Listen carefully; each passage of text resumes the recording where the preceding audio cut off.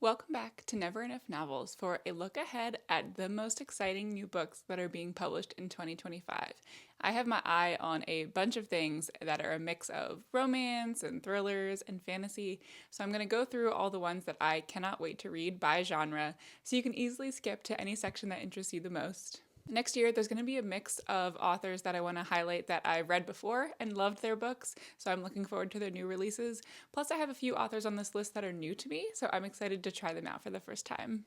I put the Amazon links to all of these books down below in the description so you can grab any that are interesting to you as well and help support this channel. Also, make sure you hit like on this video and subscribe to see even more of my book recommendations in the future. Let's dive right in with romance books first. The first one that I want to share is Dream Girl Drama by Tessa Bailey. Huge thanks to Avon for sending me a copy of this book in advance. This is the third book in her sports romance series. So the first one was Fangirl Down, and then there was the Au Pair Affair. So the two main characters in here are somewhat familiar. They've been mentioned in the previous books. Our male main character is Sig, who is a teammate of the main character in the Au Pair Affair, and Chloe is our female main character, and she is friends with Tallulah, who was also in the Au Pair Affair. So I'm really excited to get their story because we got glimpses of kind of the sparks between them in the previous books, and I think it's going to be really exciting to see where this goes. So Sig and Chloe initially met when Sig's car broke down outside of this like super posh fancy country club, and he goes inside to try and get help. And he meets Chloe, who is a little bit of a rebellious spirit and doesn't necessarily like fit in with the rest of the country club type people. And sparks fly between them, and they share this like super hot kiss and kind of agree to see where this goes.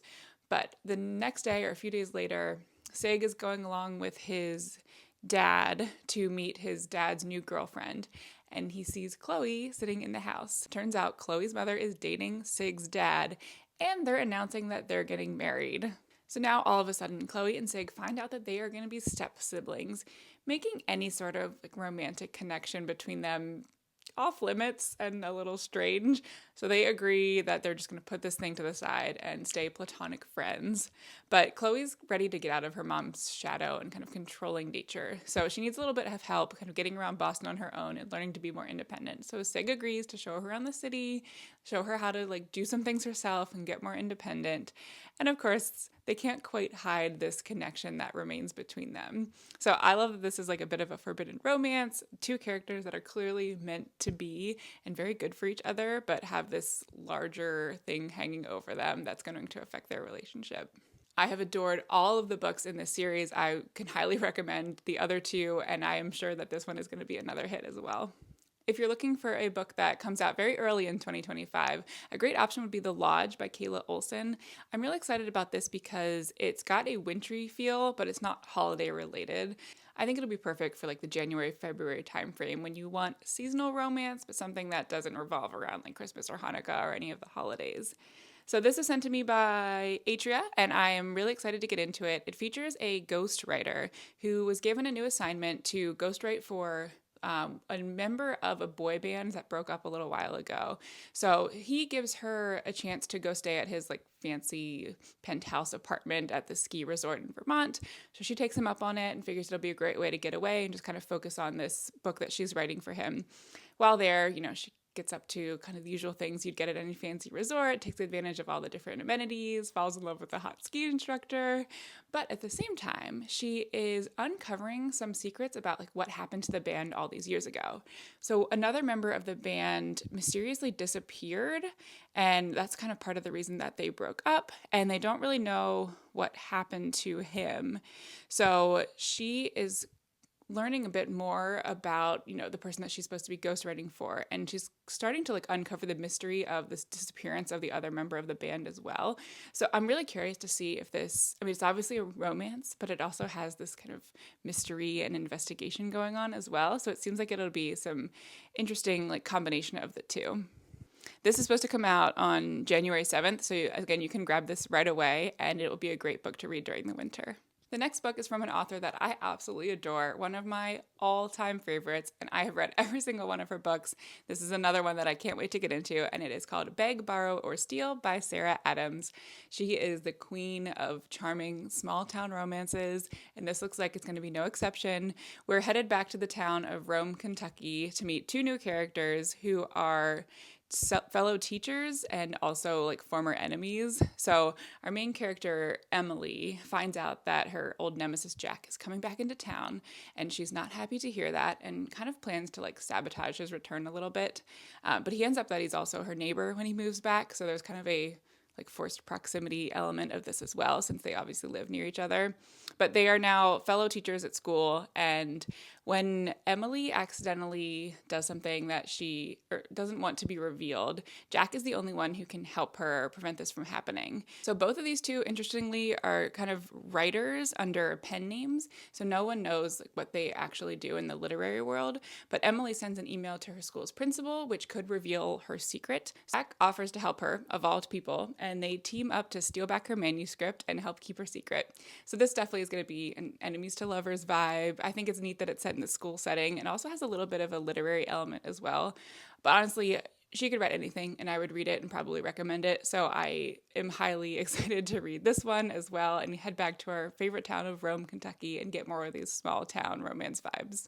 Another favorite author, of course, has a book coming out next year, and that is Abby Jimenez, and her new book is called Say You'll Remember Me. Honestly, it's not summer if you don't have a new Abby Jimenez to take along on vacation, so this year is no exception, and we're going to meet Xavier, which might be one of her best book boyfriends to date. He is a Greek goddess-esque guy with amazing good looks who's also a veterinarian, and he meets our main character for the first time while he's cuddling a tiny kitten.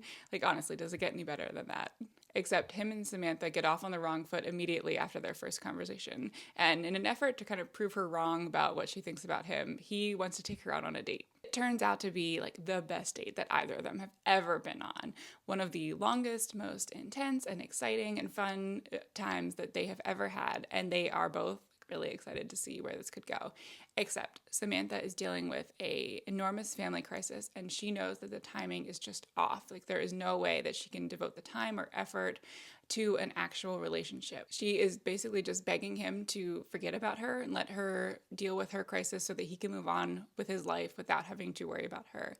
But the real question this brings up is, can a life-changing moment like what they shared actually be forgotten forever, or is it something that's worth pursuing no matter the time? I love how Abby Jimenez always has that element of romance, of course, and that's the main point of her books, but she also tackles difficult situations and questions, and she doesn't shy away from real life topics that come up in people's lives, and she does a great job of just showing how love can overcome some serious obstacles without making it seem like too picture perfect. So this is another romance that I cannot wait to get into.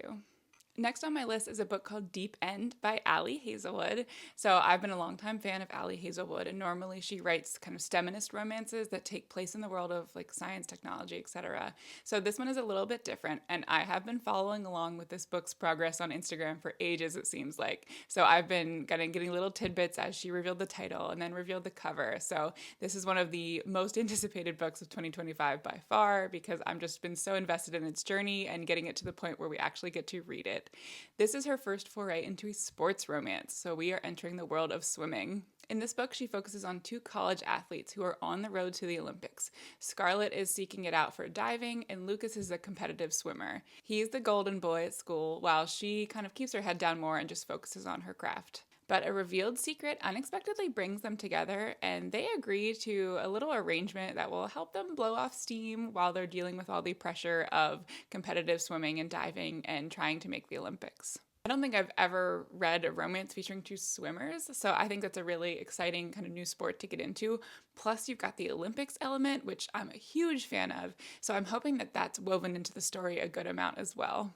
As a bonus, the first edition of this book comes with gorgeous sprayed edges, and again, I just adore the cover. It's really unique, so you're going to want to pre-order this now so you can grab that first edition before it sells out.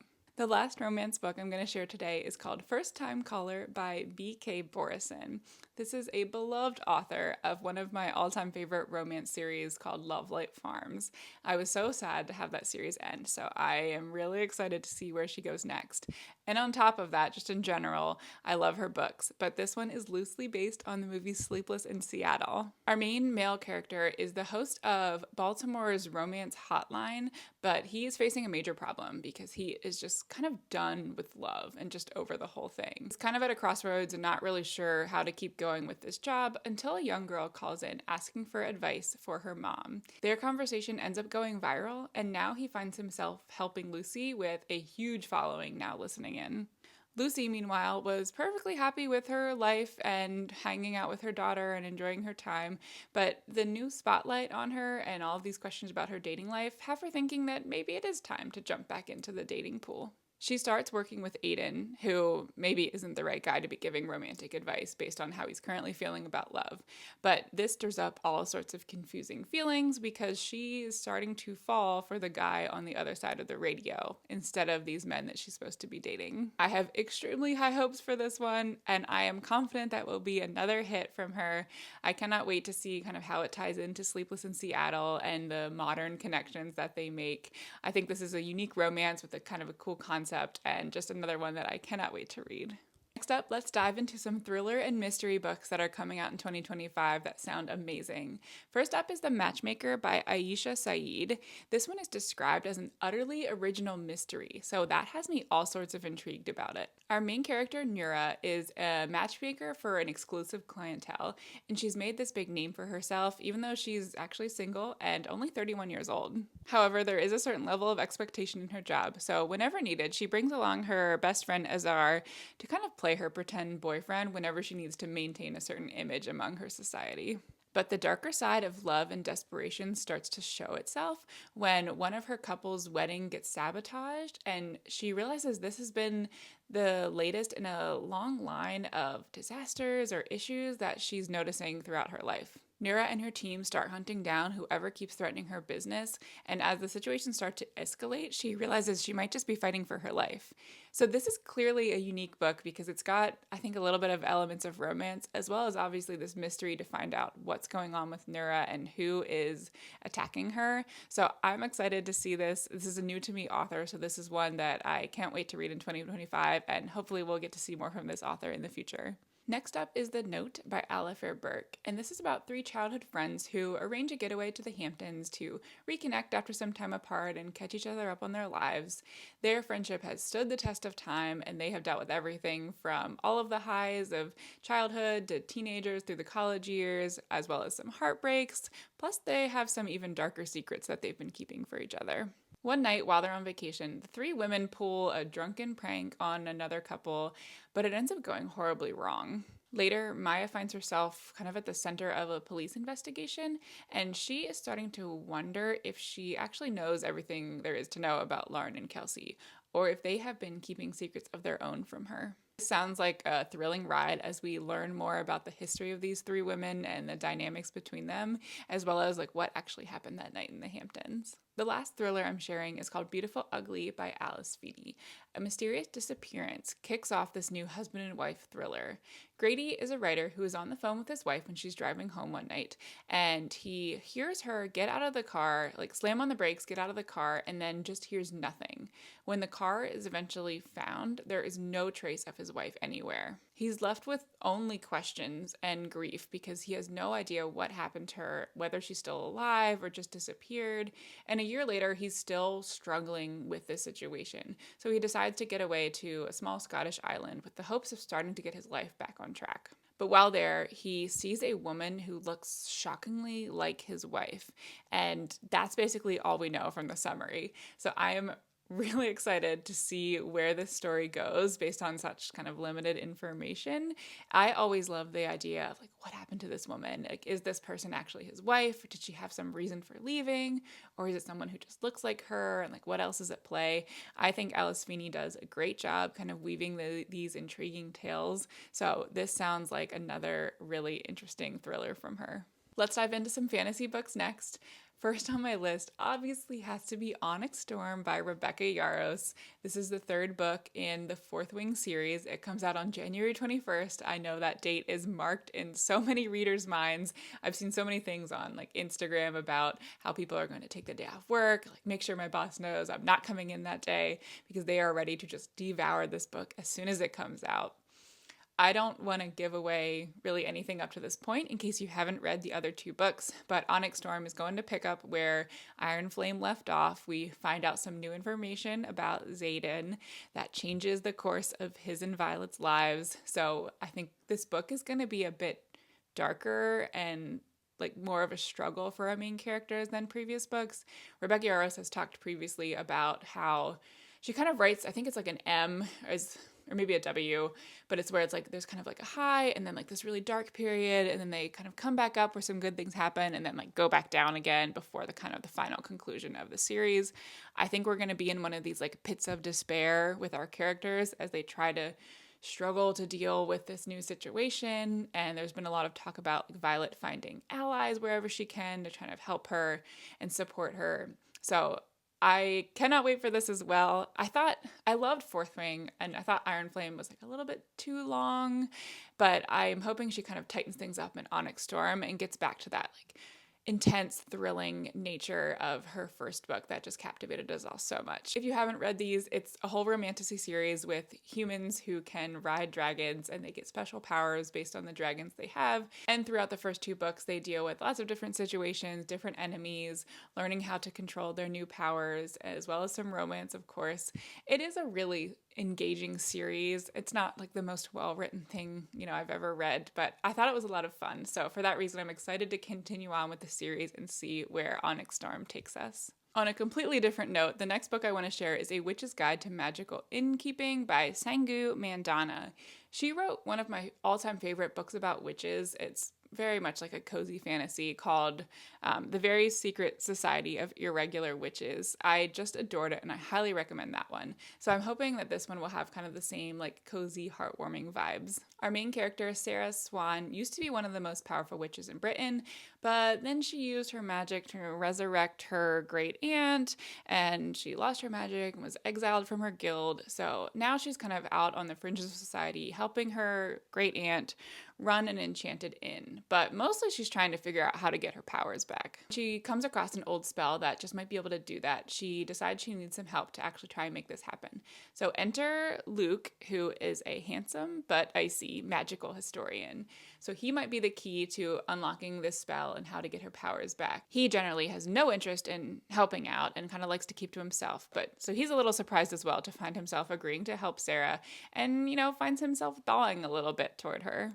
Sarah certainly has a lot on her plate with helping run the inn, trying to get her powers back, and keeping one step ahead of her guild, but she is starting to realize that she doesn't always have to do things alone and might just find love along the way as well. The next book maybe isn't technically fantasy, it's more of dystopian, so I don't know if it truly qualifies for this genre, but there's been so much buzz about this book and I am really excited to give it a try.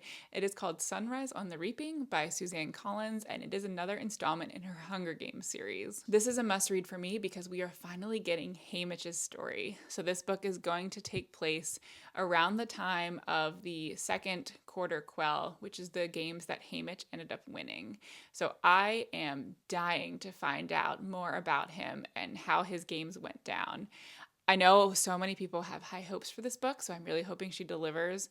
And I've heard that there's going to be a lot of focus on like propaganda and kind of how the people believe what's fed to them, what the media, how that has an impact. So I'm sure there's going to be a lot of kind of like overall general statements as well in this book. And I'm curious kind of how she brings that all together with the actual like intensity of the Quarter Quells. Truthfully, I didn't love her last like new Hunger Games book, which was the prequel that kind of tells the backstory of President Snow and how his childhood went and how he sort of came into power.